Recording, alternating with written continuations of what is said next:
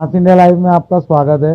संविधान संरक्षणासाठी 10 ऑक्टोबर शुक्रवारी रोजी मालेगाव येथील डॉक्टर बाबासाहेब आंबेडकर स्मारक समोर इंडिया आघाडीच्या प्रदर्शन।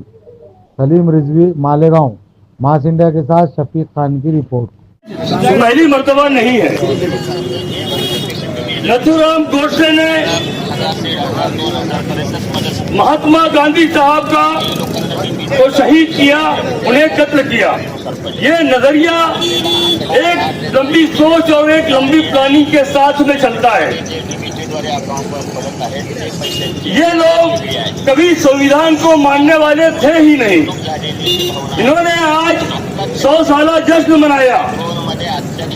इसमें भूषण गवई साहब की वालिदा, उनकी मां, उन्हें आरएसएस के प्रोग्राम में कार्यक्रम में बुलाया। उन मां साहिबा ने उस प्रोग्राम में जाने से इनकार किया। इनका मकसद सिर्फ संविधान और संविधान के मानने वालों को डायनामाइट करना, उन्हें उनकी सोच को, उनकी समझ को बर्बाद करना, उन्हें मुंतशिर रखना और उनको बेचैन रखना, यही रहा है। वरना क्या वजह है? क्या जस्टिस गवई साहब की वालिदा को वो आरएसएस, जिन्होंने बाबा साहब अम्बेडकर को जीवन भर तकलीफ पहुंचाई, जिन्होंने महात्मा गांधी का कत्ल किया, वो आरएसएस किस तरीका से जस्टिस गवई साहब की वालिदा को उनके प्रोग्राम में प्रमुख अतिथि बोलकर बुलाती है? ये नहीं होने के बाद, ये अपने मकसद में नाकाम होने के बाद, वो वकील जो 71 साल से दिल्ली सुप्रीम कोर्ट में प्रैक्टिस करता है, 71 साल की उम्र का शख्स है, जो 2011 से प्रैक्टिस करता है, वो शख्स अचानक कैसे सनातनी उसके अंदर से जागा और वो अपने आप को उसने सनातनी बताया और सनातनी की बेइज्जती, बेहुरमती बर्दाश्त नहीं करेंगे, ऐसा बोलते हुए उन्होंने अपना नजरिया पेश किया।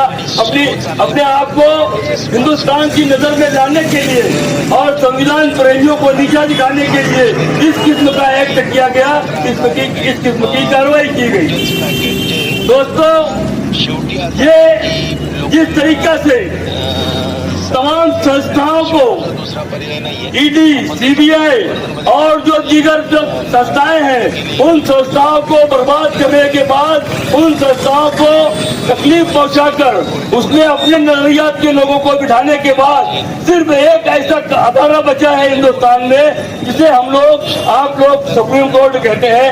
वो सुप्रीम कोर्ट के जो जज हैं, उनको नीचा दिखाकर, क्योंकि ये झुकते नहीं, ये दिखते नहीं, ये डरते नहीं। जब ये डर नहीं रहे हैं तो इनको किस तरीके से खत्म किया जाए, इनके नजरिए को किस तरीके से नीचे दिखाया जाए, इसके लिए वहां पर, जबकि वहां पर दूसरा केस चल रहा था, दूसरी सुनवाई जारी थी, वहां पर इनका ये जूता निकालने की कोशिश करना, ये कहीं ना कहीं जस्टिस गवई साहब को डराने की बात है। और मैं सलाम करता हूं जस्टिस गवई साहब को कि उन्होंने इस नासमझ और बेवकूफ किस्म के शख्स को, उनके खिलाफ कोई कार्रवाई नहीं की, उसको माफ करने की बात की। ये बड़ा दिल वाला शख्स, जब अगर ये इन्हें इनके खिलाफ में कार्रवाई करने की बात करते, इनके खिलाफ आईपीसी और बीएनएस के तहत कार्रवाई करने की बात करते, कोर्ट के उल्लंघन की बात करते, तो ये शख्स हीरो बनता।